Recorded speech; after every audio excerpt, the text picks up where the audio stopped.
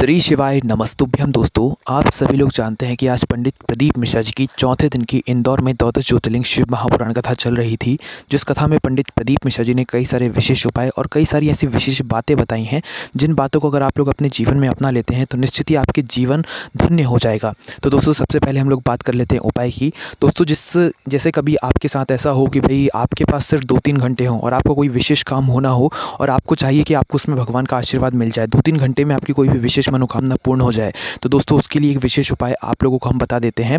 दोस्तों, उपाय यह है कि आपके आसपास जो भी शिव मंदिर हो, उस शिव मंदिर के आसपास जो भी एक बेलपत्री का वृक्ष हो, शिव मंदिर के आसपास ही बेलपत्री का वृक्ष होना चाहिए, तभी आप इस उपाय को कर सकते हैं। इसलिए आपको इस उपाय में थोड़ा जो है कष्ट होगा, क्योंकि आपको जो है इस वृक्ष को ढूंढना पड़ेगा। किसी भी शिव मंदिर के पास में कोई भी एक बेलपत्री का वृक्ष ढूंढ लीजिए। वहाँ पर आपको 1 लोटा जल या और 1 चावल का दाना या तो 1 हरे मूंग का दाना जो है लेकर जाना है। ठीक है, दोनों में से कोई भी एक ले जाओ, 1 चावल का दाना ले जाओ या 1 हरे मूंग का दाना ले जाओ और 1 लोटा जल अपने साथ ले जाओ। ठीक है, अब मंदिर के आसपास जो भी बेलपत्री का वृक्ष हो, उसके नीचे जो भी एक कंकड़ पड़ा हुआ हो, उस कंकड़ को शंकर मान लो।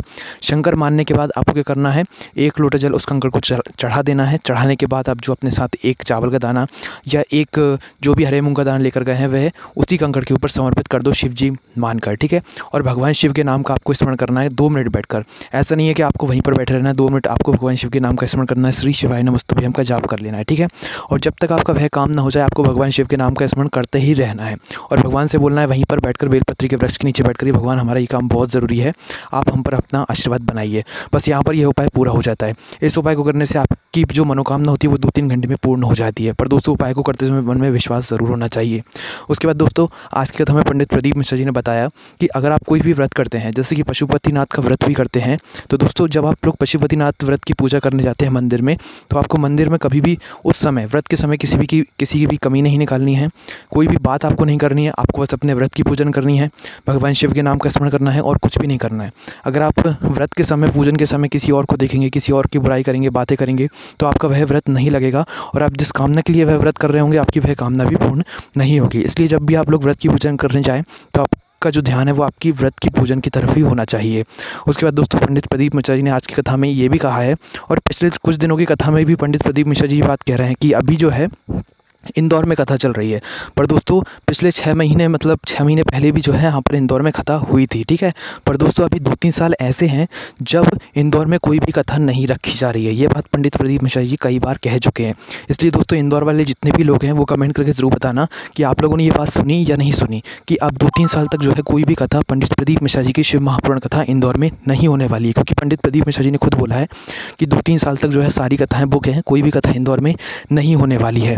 साथ ही में दोस्तों, पंडित प्रदीप मिश्रा जी ने एक बात और बताई है कि कभी भी अगर आप लोगों का मन दुखी हो, कभी भी दुखी हो, आपको कुछ समझ नहीं आ रहा हो कि भाई क्या करना चाहिए, आप पूरी तरीके से हार गए हो, तो उस समय आपको द्वादश ज्योतिर्लिंग जो है, कोई से भी एक ज्योतिर्लिंग आपको जाना है और वहाँ पर एक रात बिता कर आना है। जो द्वादश ज्योतिर्लिंग होते हैं हमारे कई अलग अलग जगहों पर हैं, जिसमें से उज्जैन में एक जगह जो है एक ज्योतिर्लिंग वहाँ पर भी है। तो कोई भी एक ज्योतिर्लिंग पर जाकर आपको एक रात बिता कर आना है, क्योंकि दोस्तों आपके पास जो एनर्जी की कमी है वो आपको एनर्जी भगवान शिव से ही मिलेगी, और आपकी जब एनर्जी फुल हो जाएगी तो आपके जीवन में जो समस्या हैं वो निश्चित ही दूर हो जाएंगी और आप अपने काम पर सही जगह पर लग जाएंगे। साथ ही में दोस्तों, पंडित प्रदीप मिश्रा जी ने आज एक बात और कही। वो बात ये थी कि अभी जो इंदौर में कथा चल रही है, उस इंदौर में जितनी भी कथा की जगह बनाई गई थी, जितना भी स्थान बनाया गया था, वो पूरा फुल भर चुका है। मतलब रोज़ जो लोग आ रहे हैं वो बढ़ते ही जा रहे हैं। तो अब इंदौर में जितने लोग कथा सुनने आ रहे हैं, उससे ज़्यादा पर्याप्त जगह ही नहीं बची है कि वहाँ पर और कोई भी आ सके। क्योंकि दोस्तों, भक्तगण इतने सारे लोग, मतलब व्यक्ति आ रहे हैं, इतने सारे लोग आ रहे हैं कि वहाँ पर अब बैठने के लिए भी जगह नहीं बची है। तो पंडित प्रदीप मिश्रा जी ने इस कथा में भी बोल दिया है